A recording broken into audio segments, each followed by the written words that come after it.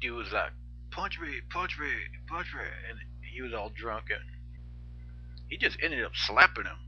And the guy was like, oh man, oh, and he started crying and tried to blame it on my friend poking him in his eye.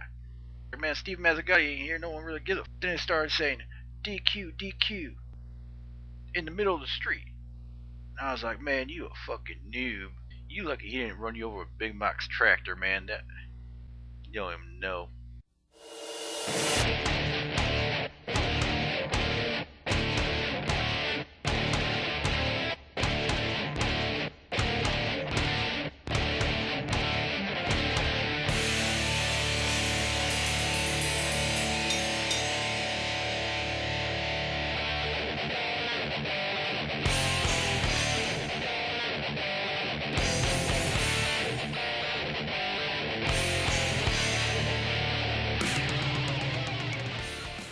Alright, first fight.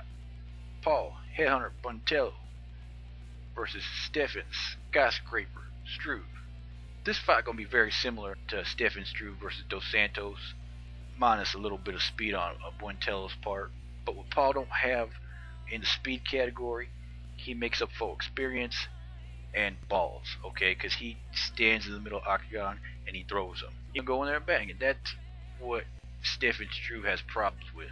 Your tall guy's got to reach, but when you got an experienced guy like Paul coming at you, stalking you, it's only a matter of time before hands start exchanging, and I don't think Struve could take a Paul Buntello punch. So I'm going to go with Paul Buntello with the TKO. I'm on the damn website. Damn. Taking forever to load. Kenny Florent versus Clay Guida. A wise man once said, Clay Guida never loses, he just runs out of time.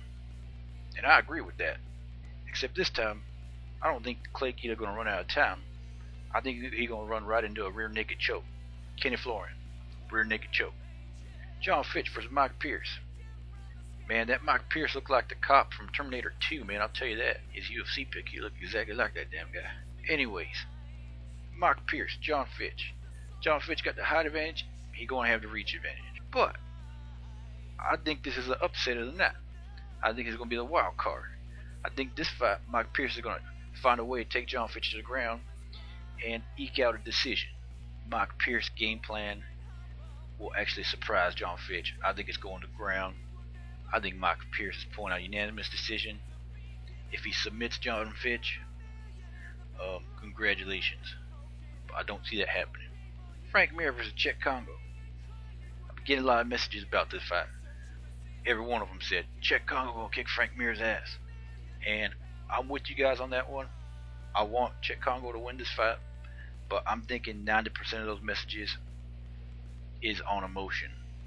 Because as of a couple of days ago, I thought Czech Congo was going to win this fight too. But when you break it down, when you look at it, Frank Mir, he not stupid.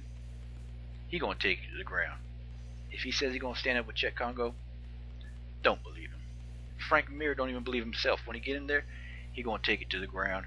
And it might be a boring fight, but I see him pulling out a close decision. Don't see him submitting Congo. And even with Frank Mir's credentials, don't see him submitting Czech Congo. Split decision, Frank Mir. Main event, BJ Penn versus Diego Sanchez.